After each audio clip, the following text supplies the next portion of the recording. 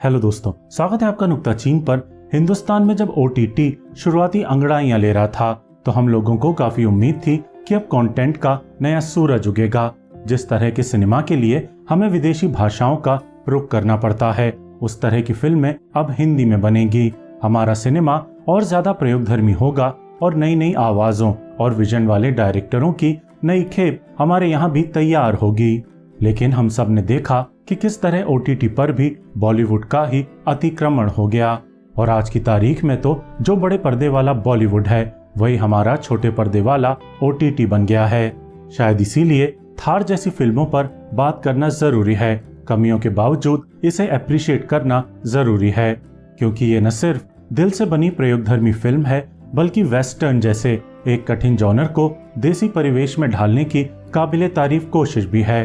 एक एक्टर इस फिल्म में डायरेक्टर बना है और उसका निर्देशकीय कौशल देखकर सचमुच दिल एकदम खुश हो जाता है, क्योंकि आपने कितने बॉलीवुड के एक्टर देखे हैं जो डायरेक्टर बनते वक्त वो दुर्लभ विजुअल लैंग्वेज फिल्म को देते हैं जो यदा कदा ही बॉलीवुड में बोली जाती है और जो अपने परिवेश के प्रति ऑथेंटिक बने रहने के लिए किसी भंसाली जैसा समर्पण दिखाते हैं।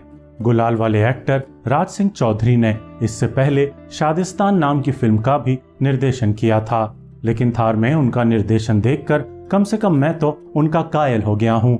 ऑफबीट सिनेमा को रचने के प्रति इस तरह का समर्पण हमारे यहाँ कम ही एक्टर दिखाते हैं। थार एक वेस्टर्न जॉनर की फिल्म है और अगर आप मेरी ही तरह नई पुरानी वेस्टर्न फिल्मों के मुरीद हैं तो थार को आप जरूर अप्रिशिएट करेंगे ही करेंगे। लेकिन अगर आपका वास्ता शुद्ध वेस्टर्न सिनेमा से कम पड़ा है तो थार में आपको काफी सारी कमियां मालूम होंगी और बिंज वॉचिंग के आदि ऐसे दर्शक कहानी बेकार है कहकर थार को खत्म होने से पहले ही रिजेक्ट कर देंगे।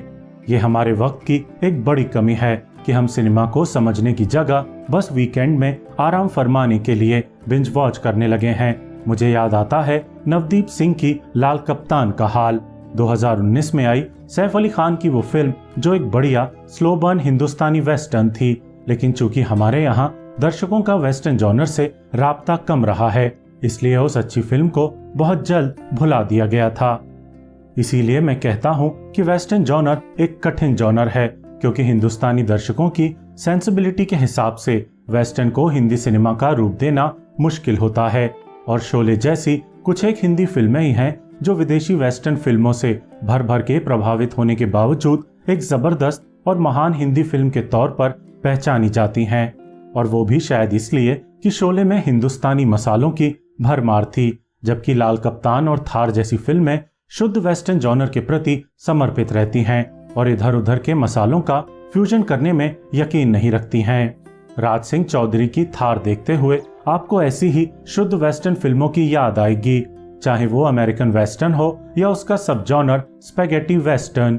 सर्जियो लियोनी से लेकर क्लिंट ईस्टवुड तक याद आएंगे और उसी तरह का तगड़ा बैकग्राउंड स्कोर और सीटियों वाला म्यूजिक सुनाई देगा जो हम महान वेस्टर्न फिल्मों में सुनते आए हैं। क्लिंट ईस्टवुड की तरह का ही रहस्यमय हीरो मिलेगा जिसका कि कोई नाम नहीं, मैन विद नो नेम। और उन्हीं फिल्मों की तरह एक बंजर रेतीली जमीन मिलेगी, एक गांव कस्बा मिलेगा जहां कानून का हाल खस्ता है और रेगिस्तान घोड़ों बंदूकों के बीच रिवेंज लेने के लिए हर हद पार करता एक नायक मिलेगा। राज सिंह चौधरी ने बिना कोई कॉम्प्रोमाइज किए वेस्टर्न जॉनर के साथ पूरा न्याय किया है और इसके लिए वे और उनकी टेक्निकल टीम खूब तारीफ के हर हाल में हकदार हैं। सिनेमेटोग्राफर श्रेया देव दुबे, जिन्होंने फिल्म को ऐसे ऐसे खूबसूरत और हॉन्टिंग फ्रेम्स दिए हैं कि उन पर से नजरें हटाना लगभग नामुमकिन है। म्यूजिक डायरेक्टर अजय जयंती, जिनका वेस्टर्न फिल्मों वाला बैकग्राउंड स्कोर फिल्म की जान है और गजब का असरदार है।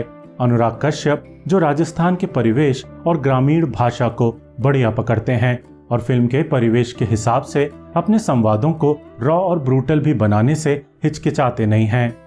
ये ठीक बात है कि फिल्म का सस्पेंस ज्यादा असरदार नहीं है और रिवेंज लेने के पीछे का मोटिव हमने सैकड़ों सैकड़ों बार देखा हुआ है और फिल्म के शानदार बिल्डअप के साथ वो न्याय भी नहीं कर पाता है। दूसरी कमी ये कि आखिरी के 1 घंटे में फिल्म कई बार रिपीटेटिव होने लगती है और एक फिल्म जो पहले से ही स्लो बर्निंग है उसे इस तरह का दोहराव कमजोर बना ही देता है। लेकिन अपनी तमाम कमियों के बावजूद ये फिल्म वेस्टर्न जॉनर के मुरीदों को पसंद आनी चाहिए, जैसे कि ये मुझे आई, और इसीलिए मेरी तरफ से इस ईमानदार और प्रयोगधर्मी फिल्म को 3 स्टार। आप इस फिल्म को एक मौका जरूर दीजिएगा। बस इतना याद रखिएगा कि इसमें काफी हिंसा मौजूद है और कई सारे सीन काफी डिस्टर्बिंग भी हैं। अनिल कपूर का इंटेंस अभिनय एकदम शानदार है और छोटे से रोल में जितेंद्र जोशी उफ क्या गजब का अभिनय करते हैं।